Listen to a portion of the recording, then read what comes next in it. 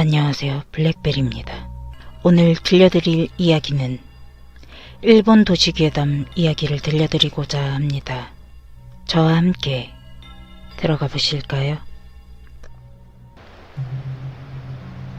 우리 삼촌이 실제로 겪은 이야기다. 삼촌은 고서 수집이 취미여서 틈만 나면 헌책방을 찾아다니곤 하셨다. 그러다 어느 헌책방에서 삼촌은 어느 미국인이 인디언과의 전투 기록을 일기 형식으로 적어놓은 고서를 찾았다. 오리지널은 아니고 복제품이었지만 그 시대에 복제된 것은 틀림없었기 때문에 삼촌은 꽤 비싼 값을 치르고 그 책을 샀다. 흡족한 마음에 삼촌은 그 책을 자기 방 서재에 소중히 간직했다. 그런데 그날 이후로 어째서인지 매일같이 잠을 설치기 시작했다고 한다. 퇴근하고서 서재에 돌아오면 숨쉬기가 버거울 정도로 공기가 무거운 데다 잠을 자면 거의 매일 악몽에 시달렸다는 것이다. 그런 일이 몇 달이나 계속되었지만 병원에서도 마땅히 아픈 곳은 집어내지 못했다. 그래서 삼촌은 방에 무언가 안 좋은 물건이 있어서 그런 건 아닐까? 라는 생각에 평소 잘 알고 지내던 무당을 집으로 불렀다. 그런데 그 무당은 방에 발을 들여놓자마자 굉장히 험악한 얼굴을 하고 삼촌에게 소리쳤다고 했다. 당신! 도대체 왜 이런 걸 갖고 있는 거야? 그 무당이 가리킨 것은 서재였다. 성큼성큼 다가가 무당이 떨리는 손으로 서재의 유리창을 젖히고 꺼내든 것은 지난번 비싼 카페에 구입했던 인디언 이야기가 적힌 고서였다. 그리고 그 무당이 한 말은 삼촌을 경악하게 만들었다. 이건 사람의 피부야! 사람 가죽으로 만든 책이라고! 표지를! 그날 중으로 삼촌은 그 책은 근처 절에 맡기고 공양을 들여달라고 부탁했다고 한다. 그 외에도 가지고 있으면 그다지 신상에 좋지 않은 책이 서재에 몇 권 더 있었다고 한다. 그건 무당이 가지고 가서 직접 처리했다고 한다. 그 이후 삼촌의 방은 공기도 상쾌해지고 악몽을 꾸는 날도 없어졌다고 한다. 삼촌은 이야기를 마치고 나에게 이렇게 말했다. 내가 샀던 건 가격이 만만찮아서 단 한 권뿐이었어.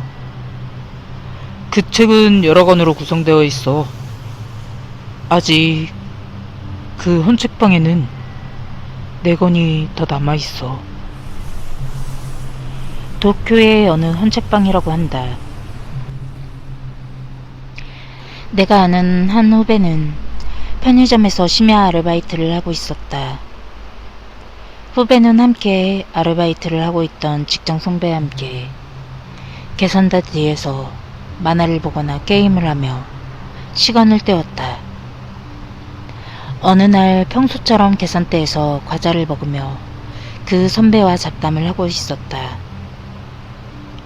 일이라고는 새벽이다 보니 손님도 없어서 가끔 모니터를 체크하는 것 뿐이었다. 모니터는 화면이 4분할로 되어 있는 기계였다. 카메라는 각각 계산대를 비추는 것이 2개, 식료품 책장에 1개, 책장에 1개씩 분할되어 있었다. 그런데 어느새 책장 쪽에 여자가 한 명 서 있는 것이 아닌가. 머리가 허리까지 치렁치렁한 여자였다. 이상한데? 문이 열릴 때 울리는 차인벨 소리 들었냐? 선배는 잠깐 이상하게 생각했지만 기계가 가끔 오작동하는 경우도 있어서 깊이 생각하지는 않았다. 그러나 무언가 이상했다. 시간이 한참 지났지만 여자는 그 자리에서 움직일 기색이 보이질 않았다. 책을 읽고 있는 것인가 했지만 그것도 아니었다. 여자의 손에는 아무것도 없었고 그저 책장을 빤히 응시하고 있을 뿐이다. 야, 저 여자 책 훔치려고 오는 거 아닐까? 선배가 말했다. 어딘지 모르게 이상한 분위기가 느껴지는 여자였다. 후배도 그 생각을 하고 있던 차였기에 고개를 끄덕였다. 선배가 말없이 눈짓을 보내며 개선대 쪽에서 여자에게 다가가기에 후배는 뒤쪽으로 돌아 책장으로 향했다. 그렇지만 막상 책장까지 와보니 여자가 없었다. 두 사람은 고개를 갸웃했다. 분명히 도망칠 구멍이 없도록 양쪽에 접근했는데 그때 화장실 쪽에서 물 내리는 소리가 들려왔다. 뭐야? 화장실 간 건가? 이상한 사람이라고 생각하며 두 사람은 계산대로 돌아왔다. 그러나 모니터를 다시 보고는 둘은 움직일 수 없었다. 방금 전과 조금도 다름없는 모습으로 여자가 책장을 바라보고 있는 것이었다. 빠르다. 지나치게 빠르다. 혹시 모니터가 고장난 건가 싶어 다시 한번 두 사람은 책장으로 가보았다. 그러나 여자는 없었다. 식은땀이 등 뒤로 흘러내리는 것을 느끼며 두 사람은 아무 말 없이 계산대로 돌아왔다. 그리고 누가 먼저 할 것도 없이 모니터를 확인했다. 아, 없어졌다. 선배가 다행이라는 듯 중얼거렸다. 그 말에 후배 역시 마음에 놓여서 크게 한숨을 쉬면서 선배를 향해 얼굴을 돌리려고 할 때였다. 기다려! 움직이지 마! 선배가 작은 목소리로 철박하게 말했다. 두 사람은 모니터를 보고 있는 채 굳어 있었다. 절대로 지금 뒤를 돌아보지 마. 선배가 다시 작은 목소리로 말했다. 왜 그러는 거지? 라고 생각한 후배가 모니터를 보는 그 순간 그 이유를 알 수 있었다. 화면에는 4개의 모니터를 통해 편의점 안을 볼 수 있었다. 카메라 영상에는 아무것도 없었다. 다만 모니터 귀퉁이의 어두운 부분에 자신과 선배의 얼굴이 마치 거울처럼 비춰졌다. 그런데 선배와 자신의 얼굴 바로 사이에 또 하나 여자의 얼굴이 있었다. 비명을 겨우 참아내며 후배는 몸을 떨었다. 가만히 몇 분 정도 있었을까 무언가를 중얼거리면서 여자의 얼굴이 사라졌다. 이제 괜찮아. 선배 목소리가 들려오고 나서야 후배는 겨우 숨을 돌렸다. 조심스레 뒤를 돌아보았지만 아무도 없었다. 여기 뭔지는 모르겠지만 이상한 게 나타나는구나. 선배는 질린 듯한 목소리로 중얼대며 후배 쪽을 바라보았다. 그렇네요. 라고 대답하던 도중 후배는 그대로 굳어버렸다. 그 시선을 따라 선배는 모니터를 다시 바라보았다.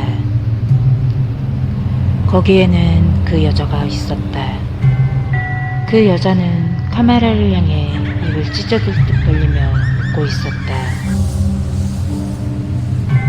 두 사람은 그 길로 편의점에서 도망쳐 나왔고 다음날부터 아르바이트를 그만두었다고 한다.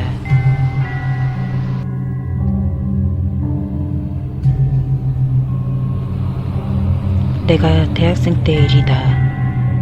학교에서 돌아오는 길에 담배를 사려고 가판대로 가는데 67살 정도 돼 보이는 여자애가 곁에 다가갔다. 안녕하세요. 처음 보는 아이였지만 일단 안녕이라고 대답해줬다. 뭐 하는 거예요? 뭐긴 담배를 사려고 하잖아. 이상한 아이라는 생각에 나는 무심결에 쌀쌀맞은 태도로 대답했다. 내가 지갑을 꺼내 담배를 살 때까지 그 여자아이는 계속 내 옆에 붙어 서서 좋은 날씨네요. 같은 말을 하며 나에게 말을 걸어왔다. 나는 별 신경을 쓰지 않고 대충 대답해 주었다. 그런데 내가 그곳을 떠나려고 하자 그 아이는 엄마가 부르고 계세요. 같이 가주세요. 라고 말하면서 내 손을 잡아당겼다. 그 순간 무언가 이상하다는 것을 느꼈다. 나에게 볼 일이 있다고? 나는 그 아이를 무시하려고 했지만 여자아이는 내 쪽은 보지도 않고 엄마가 부르고 계세요. 라는 말만 계속하며 나를 데려가려고 했다. 결국 나는 무슨 일이야 있겠냐 싶어 질질 끌리듯 여자아이의 뒤를 붙어 따라갔다. 어쩌면 정말로 곤란한 일이 있는 것인지도 모르겠다는 생각이 들었기 때문이다. 5분쯤 따라가다 보니 조금 큰 놀이터에 도착했다. 그네와 정글짐, 등나무가 기둥을 휘감고 있는 벤치가 보였다. 해가 질 무렵이어서인지 놀이터에는 아무도 없었다. 여자아이는 벤치 쪽으로 나를 데려갔다. 벤치는 천장과 양옆 등나무가 잔뜩 휘감겨 있었다. 여자아이는 엄마 데리고 왔어요. 라고 등나무 벤치에 향해 말했다. 내가 서 있는 곳에는 등나무에 가려 안쪽 벤치가 보이지 않았다. 안에 누가 있는지 보고 싶었지만 내 손을 꽉 쥐고 있는 여자의 손을 뿌리치기 미안해서 그냥 서 있었다.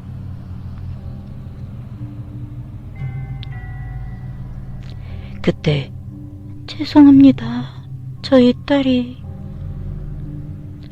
하고 벤치 쪽에는 목소리가 들려왔다.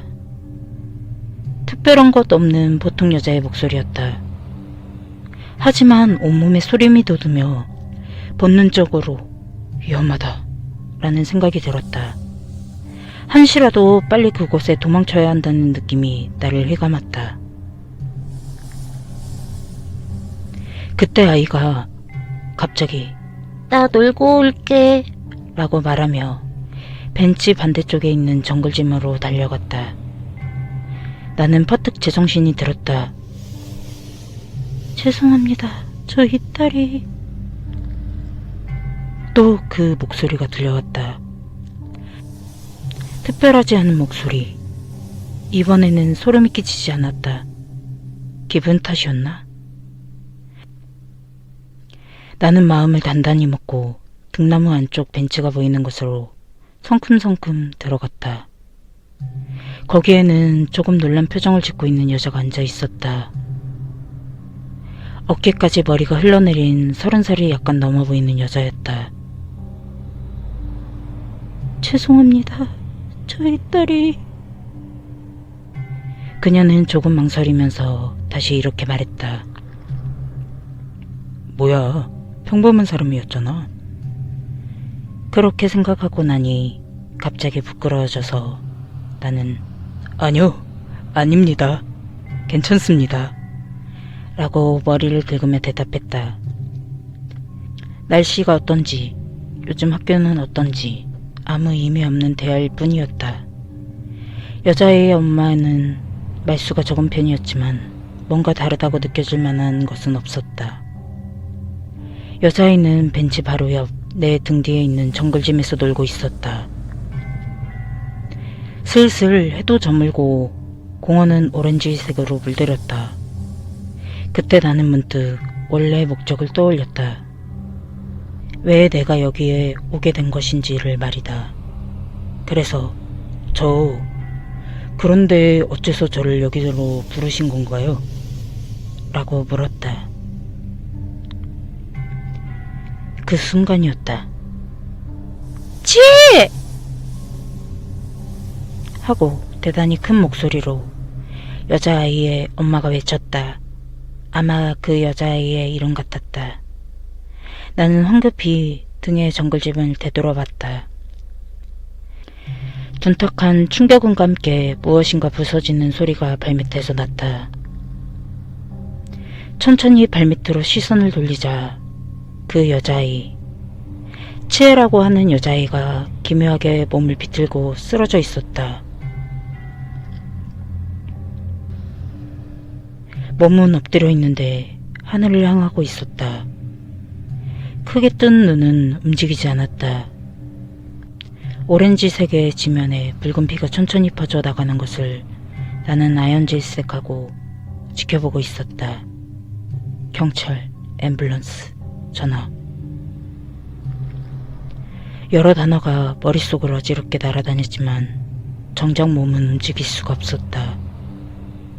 그때 여자아이가 움찔하면서 무슨 말을 중얼댔다. 아직 살아있다. 나는 바로 달려들어 여자아이가 무슨 말을 하는 것인지 들으려 했다. 엄마. 엄마를 찾는 것일까? 나는 벤치를 돌아봤다. 그러나 아이의 엄마의 모습은 그곳에는 없었다. 그러고 보니 처음에 비명을 지른 후에 엄마는 이쪽으로 달려오지도 않았다. 도움을 구하러 간 것일까? 가지마. 다시 여자아이가 중얼댔으므로 나는 그쪽으로 향했다. 괜찮아. 엄마가 도와줄 사람을 찾으러 갔어. 라고 말하며 여자아이를 달래줬던 기억이 난다. 그러나 헛된 위로일 뿐이었다. 이미 목이 꺾여 나는 지금 이곳에 없는 그녀의 엄마에게 분노를 느꼈다. 엄마가 부르고 여자아이는 아직 중얼거리고 있다. 엄마가 부르고 있다고? 나는 문득 위로 시선을 돌려 정글짐을 우러러 보았다. 거기에는 여자아이의 엄마가 매달려 있었다. 탁한 눈, 잔뜩 빼부른 혀. 자세하게 이야기하고 싶지 않다. 그저 그것은 이미 죽은 사람의 얼굴이었다. 그리고 엄마의 비뚤어진 턱이 꿈을 그리며 움직였다. 죄송합니다, 우리 딸이. 그 다음 일은 기억하고 있지 않다. 아마 나는 그때 기절했던 것 같다. 정신을 차렸을 때는 한밤중에 놀이터에서 쓰러져 있었다. 그 정글짐은 얼마 지나지 않아 허물어졌다. 어떠셨나요? 오늘도 제 이야기가 즐거우셨나요? 그럼 오늘도 평온한 밤 되시기 바랍니다. 감사합니다.